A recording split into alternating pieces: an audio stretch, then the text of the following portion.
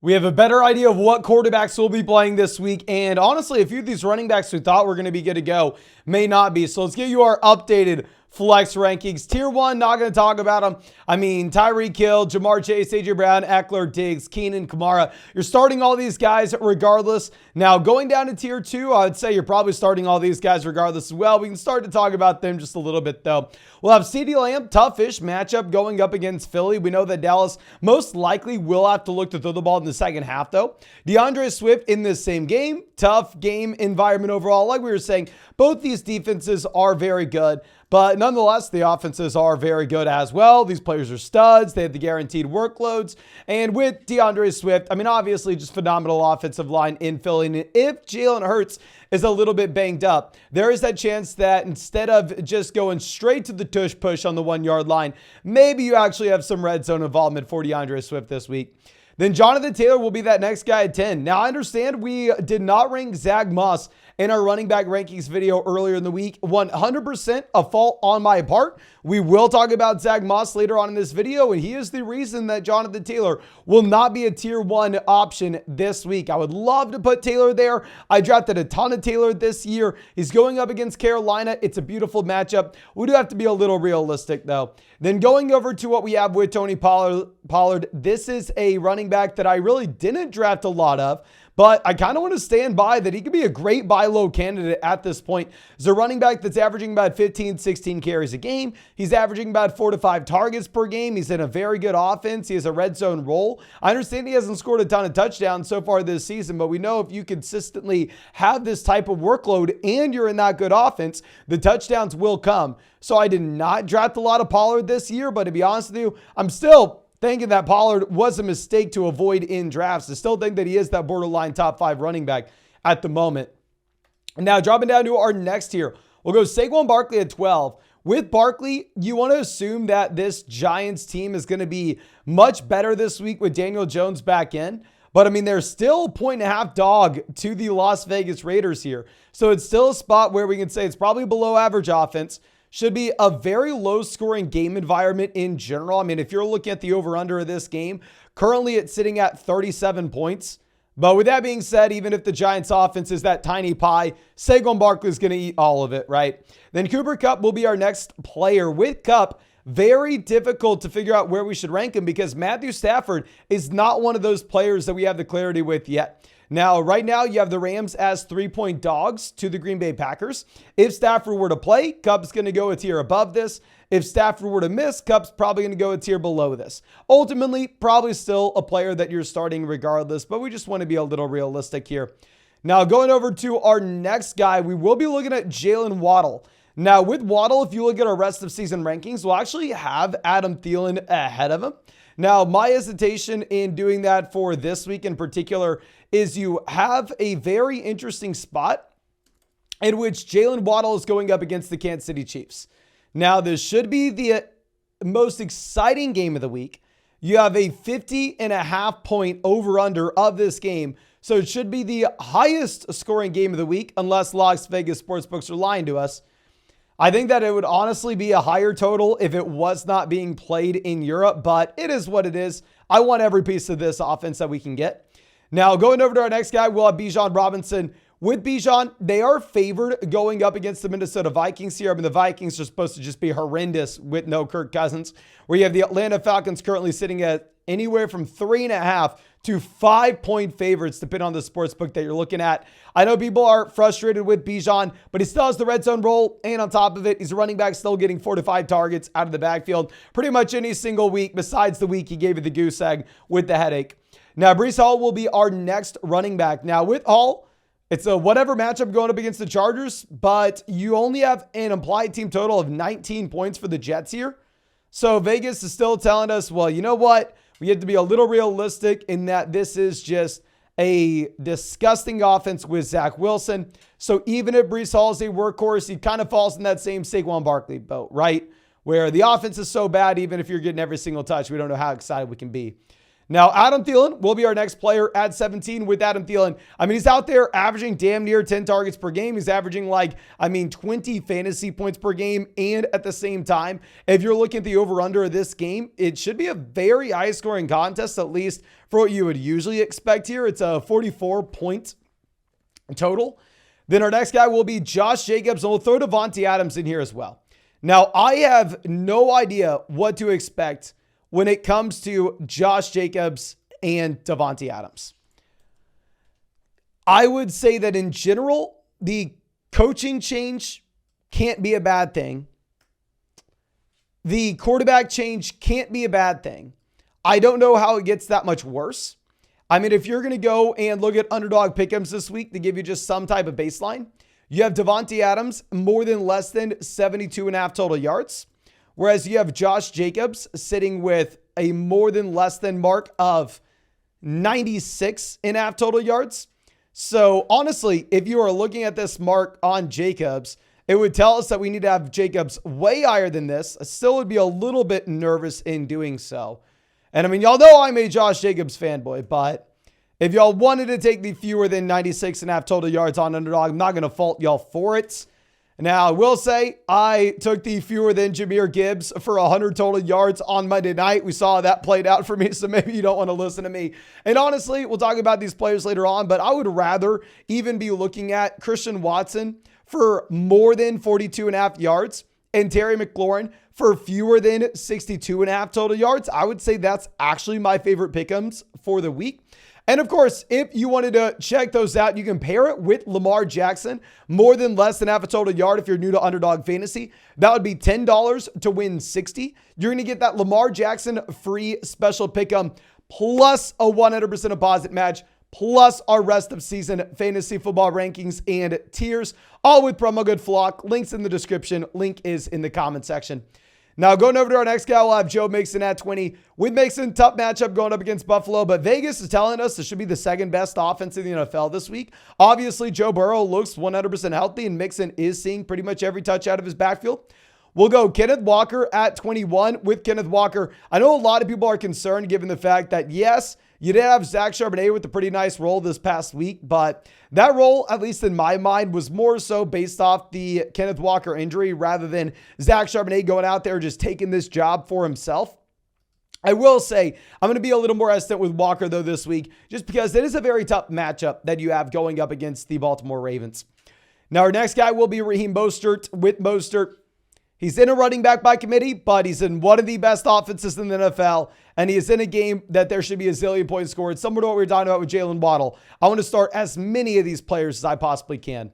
And then we will have Puka at 23. If you're looking at Puka, similar to what we are saying with Cooper Kupp, this is someone that is just very difficult to know how to rank, as we are sitting here going, oh, okay, ultimately, at the end of the day, this is a situation where if Stafford plays, you probably have Puka at the top of this tier, whereas if Stafford misses, you probably have Puka falling below some guys that are even under him. Now, our next tier will be led off with Chris Olave. You actually have the New Orleans Saints with an implied team total that's inside the top 5 teams in the NFL this week. Now, with that being said, maybe you get some Taysom Hill vulturing. I don't know. Maybe you're primarily being funneled through Alvin Kamara.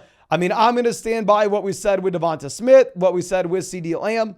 When you have a young, proven talent at the wide receiver position that projects to be in a good offense and at the same time is consistently getting volume, which Olave is. Right now, he's averaging about 10 targets per game in the games that he's been healthy in. That is someone that I want to go through, and that is someone that I want to start and bet on the bounce back. Now, Isaiah Pacheco will be that next guy. With Pacheco, loved him last week against Denver. Thought it was a great matchup. Obviously, it was disappointing. I think that's more any given Sunday than anything else. Garrett Wilson at 27. Would love to have him higher than this. Obviously, the issue is just this offense should be so bad in New York that it's hard to get excited about him, even if he is going out there and has the great workload. Devonta Smith will be our next wide receiver at 28. If you're looking at Smith, he had a great week last week. And yes, we had Smith higher than this in our rankings last week, but that was when he was going up against Washington. Should be a tougher matchup going up against Dallas. DK Metcalf, really tough matchup going up against the Baltimore Ravens. You'll know I'm not a super big Metcalf guy. With that being said, he did have 14 targets last week, though. So that is something that you can get excited about. We'll go Mike Evans, Chris Godwin, 30-31. What's actually funny is if you go out there and if you look at the pick'ems that you have on Underdog Fantasy. You currently have Mike Evans at about 53.5 receiving yards. Whereas if you're looking at Chris Godwin, they have Chris Godwin at 58.5 total yards. So they're projecting Godwin to be the wide receiver one here. He's been the player that's had more volume. I think Evans is a little more likely to score a touchdown though. And then our next guy will be Jordan Addison at 32. With Addison, he will be lower than this when we get Jefferson back. It sucks. This is going to be a horrendous offense. Previously, it was that low end wide receiver one with no Justin Jefferson. It is incredibly difficult to rank him there, though, with no Kirk Cousins. As if you're looking at implied team totals, you have a bottom 5 implied team total for the Minnesota Vikings this week. And then DJ Moore will be that next guy with DJ Moore. I mean, it should be in the second worst offense in the NFL this week if you're looking at what Vegas sportsbooks are saying. In reality, I think that this is going to be where DJ Moore is about the rest of the season. That mid-wide receiver two, going to go out there and crush in great matchups, such as Washington, such as Denver that we saw earlier in the year. And in tougher spots, it'll be harder to be that excited about DJ Moore. Now, dropping down to our next team, we'll go Rachaad White against the Houston Texans. Should be a bad offense, but Rachaad White should get every single touch in that offense, right? Now, the difference between Rachaad White being in a bad offense, getting every touch, versus Saquon Barkley, versus Breece Hall, is the latter two running backs are top-end talents. Rachaad White is just kind of a guy. It's not super good, but he is that running back that can catch the ball. He's the running back that's going to see about 20 touches. So when you have that kind of floor, someone that we have to start. Then Amari Cooper will be our next wide receiver. I'm ranking Amari without knowing the situation for Deshaun Watson. Deshaun Watson saying he maybe won't play on Sunday. If you're saying he maybe won't play, it probably means he's not going to play. I mean, if Deshaun Watson doesn't play, I think you move Amari to the bottom end of this tier. I mean, it is a very good matchup going up against Arizona. Now, our next guy will be T. Higgins. With Higgins, should be in a very high-scoring game environment playing the Buffalo Bills, a wide receiver that I want to be excited about. Now, the hesitation that we would have when it comes to T. Higgins is he didn't play all the snaps in Cincinnati last week. So it's hard to know if T. Higgins is actually healthy. It's hard to know if T. Higgins is actually good to go. And until we see T. Higgins at 100% of his snap share, I think we're probably going to be a little more hesitant. And I don't want to go out there and rank him as that high-end wide receiver too just yet. Zay Flowers will be that next guy at 37. With Zay Flowers, I mean, he did lead the team in targets past week in Baltimore. Obviously, the issue was they're just boat racing these teams. They're not having to throw the ball in the second half. I'm not a super big Flowers guy, but I mean, it's a very good offense and he's had the volume, right? So I think you have to be somewhat excited. Then Hollywood Brown at 38, another situation. We don't really know his quarterback play, right? Now, Kyler Murray's not on the injury report. They were telling us earlier in the week that Kyler Murray's not going to play. I don't know what's up. Kyler Murray has been practicing in full for 2 weeks. I mean, they've been taking him off the injury report last Thursday, now this Thursday. Hopefully we get some more clarity on what's going to happen with Kyler. Hollywood's been great. It's just a very tough matchup going up against Cleveland. Then Gabe Davis will be our next wide receiver at 39. With Gabe Davis, this is the matchup you'd want him in, right? Going up against Cincinnati, you actually have a Buffalo as underdogs in this game by 2.5 points. It has the second highest over-under of any game this week, only behind KC and Miami. So there should be a lot of points scored and maybe make the argument, oh, okay, if you have no Dawson Knox, obviously Gabe picks up the majority of that work, but maybe Gabe Davis gets an extra half a target per game or so. Then Terry McLaurin will be our next wide receiver at 40. I'm going to reiterate, my favorite pick'em combo is going to be Terry McLaurin for fewer than 62.5 total yards and Christian Watson for more than 42.5 total yards. If you were listening to these underdog pick'ems here, however, you would actually have Terry McLaurin ahead of Amari, ahead of Higgins, ahead of Flowers, ahead of Hollywood, ahead of Gabe Davis, ahead of DJ Moore, ahead of Mike Evans, ahead of Chris Godwin, ahead of DK Metcalf. They have McLaurin a lot higher than this. I mean, I'm just hard to get there. I don't necessarily know if you can pencil in Sam Howell at 40, 50 passing attempts every week. Then Gus Edwards will be our next RB here at 41. Edwards hasn't really been practicing. Obviously, veteran running back. He doesn't need to be out there at practice. With that being said, you'd kind of like to see it. He is saying that he is going to be playing, though. So if he's telling us he's going to play, we probably do want to be listening to him. Then dropping down to our next tier, we're going to go Nico Collins at 42. If you are looking at Nico Collins, this is a wide receiver that I think you could say, okay, don't listen to Mason because Mason just flip-flops back and forth. Nico Collins is a great week. I'm going, okay, start him everywhere. When he has a bad week, I'm saying start him nowhere. I mean, I just cannot figure out what to do with this guy. My hesitation with him is just that you are looking at a player that when he fails, it's not like he has 12 targets and he fails. He'll go out there, fail, and have 4 targets, 5 targets, So it's like, okay, can we even project him to have the consistent target volume? Then our next few players will be Aaron Jones, 43. Aaron Jones finally had more than 50% of the snaps in Green Bay. Obviously, very difficult to get excited about him, though. I mean, he's done nothing. Chuba Hubbard at 44. Hubbard is the starting running back at this point. Yes, I think you can honestly maybe even just cut Miles Sanders because I don't know what the ceiling is. And it's a fine matchup going up against Indy. Jacoby Myers will be at 45 with Myers. Obviously, it is a little bit of a tough spot to figure out what's going to happen with the change at quarterback, the change everywhere. Like I said, I don't necessarily think it can be that much worse than it already was. And Myers was already pretty damn good, of course. Ramondre Stevenson will be our next player at 46. Horrible offense, running back by committee, low efficient RB at least so far this season. So, I mean, there aren't too many positives here. Brian Robinson will be that next guy at 47. I mean, with Brian Robinson, this is a running back that's been living off of touchdowns. It is difficult to go out there and say that we can confidently project him to keep on scoring those touchdowns as he splits the backfield with Antonio Gibson in a spot that we're not that excited about. Now, Demercado is a running back that hasn't been practicing, so I don't necessarily know what we can say here. I mean, if he misses, then maybe you want to look to in reality, it's such a bad matchup. It's a bad offense. Whoever starts here, it's going to be a bad running back. So we're probably not too excited to play him. And then dropping down to that next tier, we'll go Darrell Henderson at 49. Henderson, we don't know what's going to happen with Stafford. I mean, if Stafford plays, I think you're a little bit more excited about this offense overall. If he doesn't, then And then Kareem Hunt, Jerome Ford, both have great matchups going up against the Cardinals. The issue is this is a 3-man running back by committee.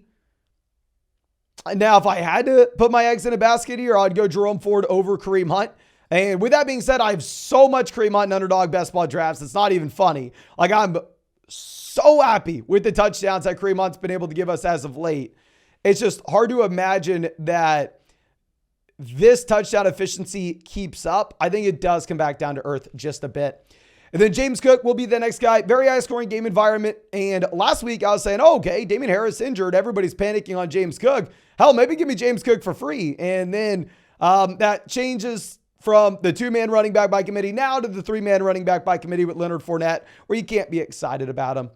Now, we will have Tyler Lockett, 53. Lockett's not at practice. It's a tough matchup going up against Baltimore. I assume that he plays, right? Like 32 years old. You don't need to be at practice at this point. We kind of got it.